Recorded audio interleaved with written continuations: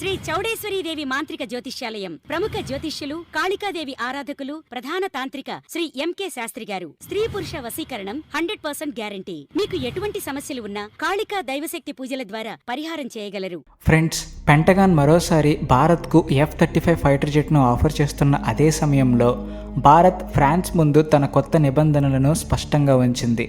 ఈ షరతులను అంగీకరించకపోతే ఫ్రాన్స్తో డీల్ ముందుకు సాగడం కష్టమని భారత్ తేల్చి చెప్పేసింది. అయితే భారత్ అసలు ఏ డిమాండ్లు పెట్టింది, రాఫెల్ డీల్కు సంబంధించి తాజాగా ఏం జరుగుతుంది అనే అంశాలపై ఈ వీడియోలో వివరంగా మాట్లాడుకుందాం. అయితే ఇదే సమయంలో చమురు రంగంలో కూడా ఒక కీలక మార్పు కనిపిస్తుంది. రష్యా నుంచి చమురు దిగుమతులను తగ్గిస్తూ ఒపెక్ దేశాల నుంచి భారత్ రికార్డ్ స్థాయిలో కొనుగోళ్లు పెంచింది. ఈ మార్పుకు సంబంధించిన గణాంకాలు, దాని వెనుక ఉన్న వ్యూహం ఏమిటి అన్న దానిపైన ఈ వీడియోలో చర్చిస్తాం. సో ఈ రెండు వార్తలు దేశ భవిష్యత్తు వ్యూహాలకు చాలా కీలకమైనవి. అందుకే ఈ వీడియోను చివరి వరకు తప్పకుండా చూడండి. అలానే ఛానల్ని సబ్స్క్రైబ్ చేసుకోవడం మర్చిపోవద్దు. సో ఫ్రెండ్స్, మొదట భారత్ ఫ్రాన్స్ అంశంపై మాట్లాడుకుందాం. రాఫెల్ డీల్కి సంబంధించి డిఫెన్స్ ప్రొక్యూర్మెంట్ బోర్డ్ ఇప్పటికే మార్గం సుగమం చేసింది. అంతేకాకుండా ఈ ఒప్పందానికి అధికారికంగా ఆమోదం కూడా లభించింది. అయితే మీరందరూ అనుకునేటట్టు ఇదేమీ సాధారణ కొనుగోలు ఒప్పందం కాదు. ఎందుకంటే ఈ డీల్తో పాటు భారత్ ఫ్రాన్స్ ముందు కొన్ని కఠినమైన మరియు స్పష్టమైన షరతులు ఉంచింది. వాటి ప్రకారం ఈసారి భారత్ కేవలం కొనుగోలుదారుడిగా మాత్రమే కాకుండా సమాన భాగస్వామిగా మాట్లాడుతుంది. అయితే ప్రస్తుతం రాఫెల్ విషయంలో వచ్చిన తాజా అప్డేట్స్ ఏంటంటే, ఇకపై అరకొర షరతులు, మధ్యవర్తిత్వాలు లేదా రాజీ ఒప్పందాలకు భారత్ సిద్ధంగా లేదు. ఈ విషయాన్ని భారత్ ఫ్రాన్స్ కంపెనీ డసోల్ట్కు స్పష్టమైన పదాల్లో తెలియజేసింది. భవిష్యత్తులో మరిన్ని రాఫెల్ ఫైటర్ జెట్ల కొనుగోలు జరగాలంటే భారత్ పెట్టిన కొన్ని షరతులు తప్పనిసరిగా అంగీకరించాలి. వాటిపై ఎలాంటి చర్చలకు అవకాశం ఉండదు. ఈ షరతులు ఒప్పుకుంటేనే డీల్ ముందుకు సాగుతుంది, లేకపోతే ఒప్పందం ఉండదు. అందుకే ఈ రాఫెల్ ఒప్పందాన్ని ఇప్పటికే చాలామంది నాన్ నెగోషియబుల్ డీల్గా పిలుస్తున్నారు. సో అన్నిటికంటే మొదటి మరియు అతి ముఖ్యమైన షరతు సోర్స్ కోడ్ మరియు టెక్నాలజీ కంట్రోల్. దీన్ని సులభమైన భాషలో అర్థం చేసుకోవాలంటే, రాఫెల్ జెట్ అనేది ఒక ఎగిరే కంప్యూటర్. దాని లోపల వేల సంఖ్యలో సాఫ్ట్వేర్ లైన్లు పనిచేస్తాయి. ఇప్పటి వరకు భారత్కు కేవలం జెట్ ఎగరేయడానికి మరియు ఉపయోగించడానికి మాత్రమే అనుమతి ఉండేది. కానీ దాని మెదడు అంటే సాఫ్ట్వేర్పై భారత్కి పూర్తి నియంత్రణ ఇప్పటి వరకు లభించలేదు.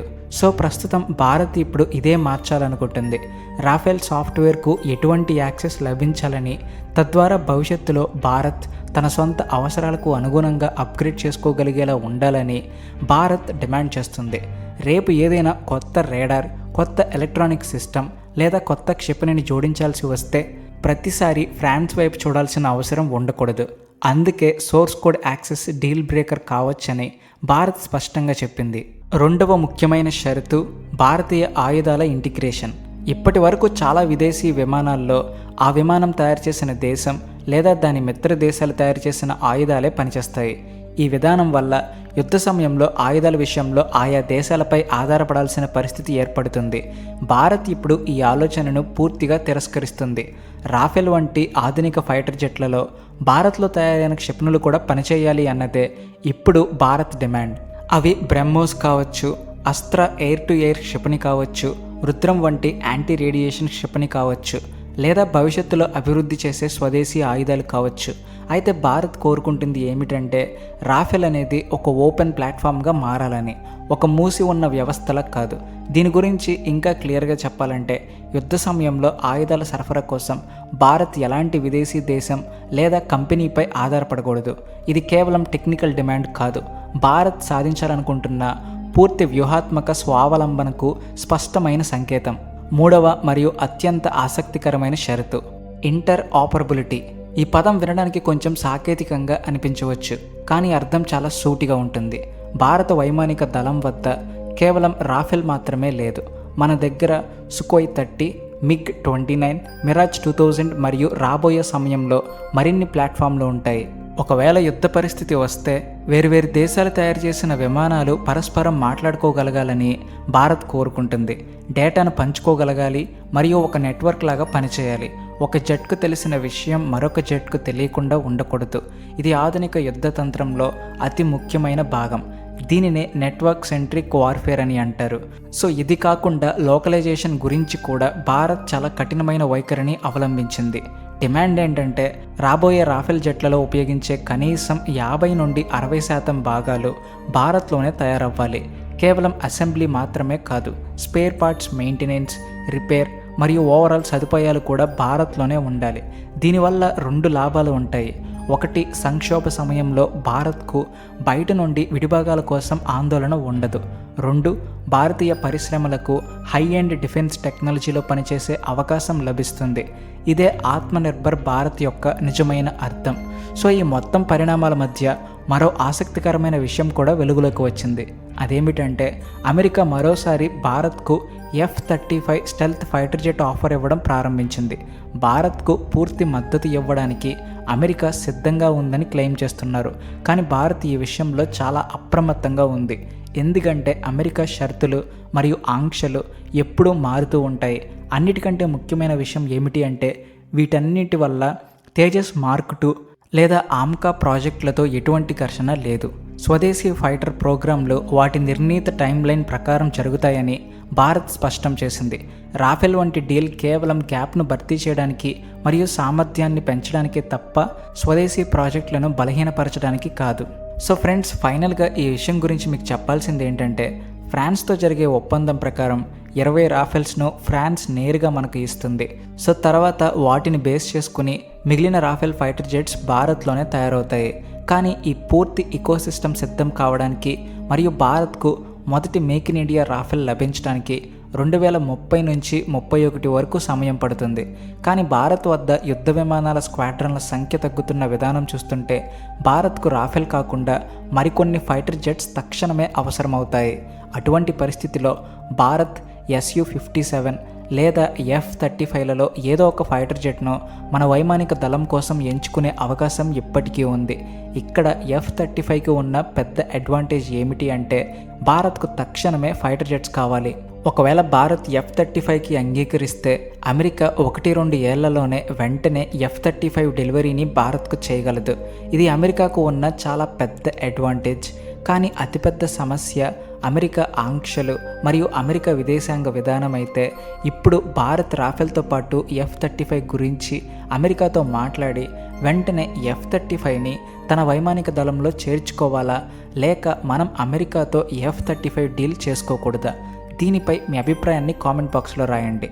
సో ఇప్పుడు రెండవ వార్త గురించి మాట్లాడుకుంటే ఫ్రెండ్స్, గత 2 ఏళ్లలో మొదటిసారిగా భారత్ రష్యా నుండి అతి తక్కువ ముడి చమురును కొనుగోలు చేసింది.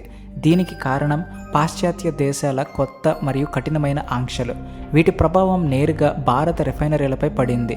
డేటా ప్రకారం డిసెంబర్లో భారత్ రష్యా నుండి సుమారు 22% తక్కువ చమురు కొనుగోలు చేసింది. నవంబర్తో పోలిస్తే ఈ తగ్గుదల చాలా పెద్దదిగా భావిస్తున్నారు. ఫలితంగా భారత్ మొత్తం చమురు దిగుమతుల్లో రష్యా వాటా తగ్గి దాదాపు 27% చేరుకుంది. ఇది జనవరి 2023 తర్వాత అత్యల్ప స్థాయి. అయితే ఇప్పుడు అసలు ప్రశ్న ఏమిటి అంటే రష్యా నుండి చమురు దిగుమతులు తగ్గితే భారత్ ఆ లోటును ఎలా భర్తీ చేసింది? సో దీనికి స్పష్టమైన సమాధానం ఒపెక్ దేశాలు. డిసెంబర్ నెలలో భారత్ చమురు దిగుమతుల్లో ఒపెక్ దేశాల వాటా 53% కంటే ఎక్కువకు పెరిగింది. ఇది గత 11 నెలల్లో నమోదైన అత్యధిక స్థాయి.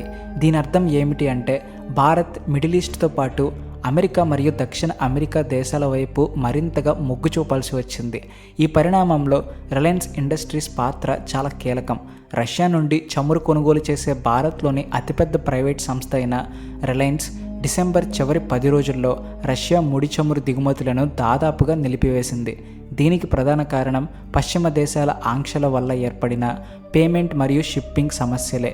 అయితే భారత్ ప్రభుత్వానికి చెందిన రిఫైనరీలు మాత్రం రష్యా నుండి చమురు కొనుగోళ్లను పూర్తిగా ఆపలేదు. ఆంక్షల పరిధిలోకి రాని సరఫరాదారుల నుంచి దిగుమతులను కొనసాగించాయి. దీని ద్వారా భారత్ ఒకవైపు అంతర్జాతీయ ఒత్తిళ్లను గమనిస్తూ మరోవైపు తన ఇంధన అవసరాలకు భంగం కలగకుండా సూక్ష్మమైన సమతుల్యతను కాపాడేందుకు ప్రయత్నించినట్లు స్పష్టంగా కనిపిస్తుంది. అయితే ఇంత జరిగినప్పటికీ రష్యా ఇప్పటికీ భారత్కు అతిపెద్ద చమురు సరఫరాదారుగా కొనసాగుతుంది. డిసెంబర్లో కూడా రష్యా నెంబర్ 1 స్థానంలో ఉంది మరియు ప్రస్తుత ఆర్థిక సంవత్సరంలో కూడా అది అగ్రస్థానంలోనే ఉంది. దీని తర్వాత ఇరాక్ మరియు సౌదీ అరేబియా వస్తాయి. జనవరిలో రష్యా నుండి చమురు దిగుమతులు మళ్ళీ ప్రతిరోజు 12 నుండి 14 లక్షల బ్యారెల్స్ మధ్య ఉండొచ్చని ఇంధన నిపుణులు చెబుతున్నారు. అంటే ఈ తగ్గుదల శాశ్వత మార్పు కాదు, కేవలం నియమాలు మరియు ఆంక్షల వల్ల వచ్చిన స్వల్పకాలిక అంతరాయం. అదే సమయంలో భారత ప్రభుత్వం ఇప్పుడు ఒక కీలక చర్యకు దిగింది. దేశంలోని రిఫైనరీల నుండి ప్రతి వారం రష్యా మరియు అమెరికా నుంచి ఎంత చమురు కొనుగోలు చేస్తున్నారు అనే వివరాలను తప్పనిసరిగా కోరుతుంది. దీనితో ఈ మొత్తం చమురు వ్యవహారంపై ప్రభుత్వం అత్యంత నిశితంగా పర్యవేక్షణ చేస్తున్నట్లు స్పష్టంగా తెలుస్తుంది. పెద్ద చిత్రాన్ని చూస్తే భారత్ ఇప్పటికీ తన ఇంధన భద్రతకే మొదటి ప్రాధాన్యం ఇస్తుంది. రష్యా నుండి దూరంగా వెళ్లడం ప్రస్తుత భారత వ్యూహం కాదు, అది అంతర్జాతీయ పరిస్థితులు మరియు ఆంక్షలు, లాజిస్టిక్ సమస్యల వల్ల ఏర్పడిన ఒక అనివార్య పరిస్థితి మాత్రమే. రాబోయే నెలల్లో భారత్, అమెరికా, ఒపెక్ దేశాలు మరియు రష్యా మధ్య ఎలా సమతుల్యతను కాపాడుకుంటుందో, తన అవసరాలను తీరుస్తూనే ప్రపంచ రాజకీయ ఒత్తిళ్లను ఎలా ఎదుర్కొంటుందో చూడడం నిజంగా ఆసక్తికరంగా మారుతుంది. సో ఫ్రెండ్స్, ప్రస్తుతానికి ఈ వీడియోలో ఇంతే. సమాచారం మరియు వీడియో నచ్చినట్లయితే వీడియోను లైక్ చేసి రాబోయే ప్రతిరోజు ఇటువంటి వీడియోల కోసం కింద ఇచ్చిన సబ్స్క్రైబ్ బటన్ నొక్కి బెల్ ఐకాన్ను తప్పకుండా క్లిక్ చేయండి. మళ్ళీ కొత్త వీడియోతో కలుద్దాం. ధన్యవాదాలు. జై హింద్, జై భారత్.